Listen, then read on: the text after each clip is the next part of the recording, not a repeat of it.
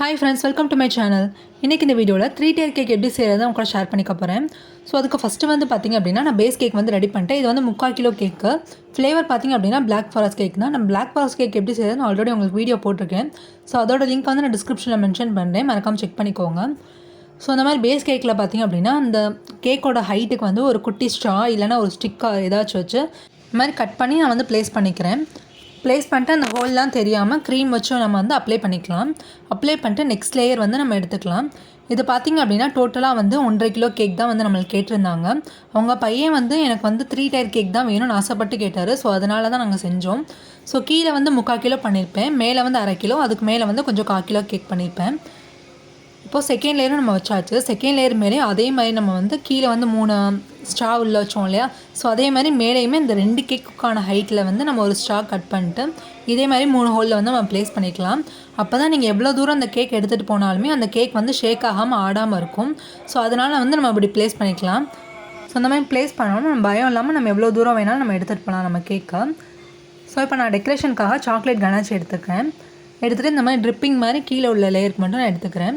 எடுத்துகிட்டு அதுக்கப்புறம் வந்து 3rd லேயர் மேலே வச்சதுக்கப்புறமா வந்து நம்ம வந்து மேலே செகண்ட் லேயரோட டெக்கரேஷன் வந்து பண்ணிக்கலாம். ஸோ இப்போ ஃபஸ்ட் லேயருக்கு வந்து நம்ம ட்ரிப்பிங் மாதிரி நான் ஃபுல்லாக எடுத்துட்டேன்.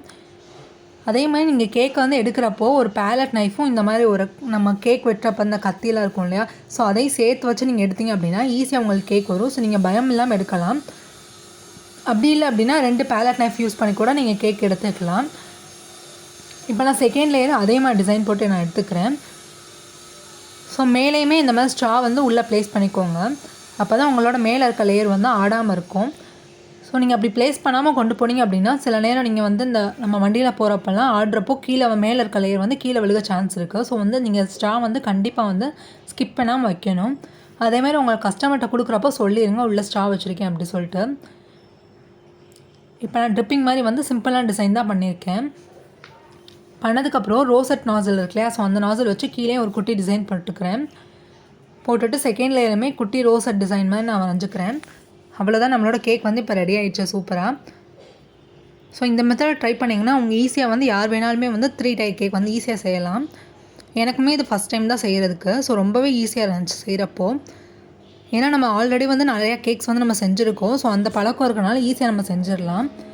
கேக்கை நம்ம ஷிஃப்ட் பண்ணி மேலே வைக்கிறது மட்டும் தான் நம்மளுக்கு கஷ்டமாக இருக்கும். அதுவுமே நம்ம பழகிட்டோம்னா ரொம்ப ஈஸியாக பண்ணிடலாம் நம்ம. ஸோ நான் சிம்பிளான டிசைனே போட்டு என்னோடய கேக் வந்து ஃபுல்லாக ரெடி பண்ணிட்டேன். பார்க்கவே ரொம்ப அழகாக இருந்துச்சு. அதே மாதிரி என்னோடய கஸ்டமருமே வந்து சாப்பிட்டுட்டு ரொம்ப டேஸ்ட் வந்து சூப்பராக இருந்துச்சு சொன்னாங்க. ஸோ நான் ஆல்ரெடி ரெசிபி வீடியோ எல்லாமே வந்து டிஸ்கிரிப்ஷனில் கொடுக்குறேன். ஸோ நீங்கள் மறக்காமல் செக் பண்ணிக்கோங்க.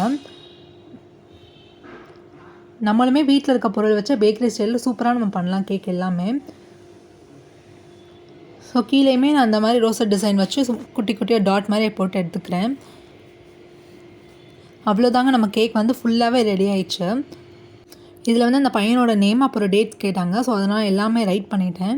அவ்வளோதான், செர்ரி பழம் வச்சு ஃபுல்லாக டெக்கரேட் பண்ணி நான் கொடுத்துட்டேன்.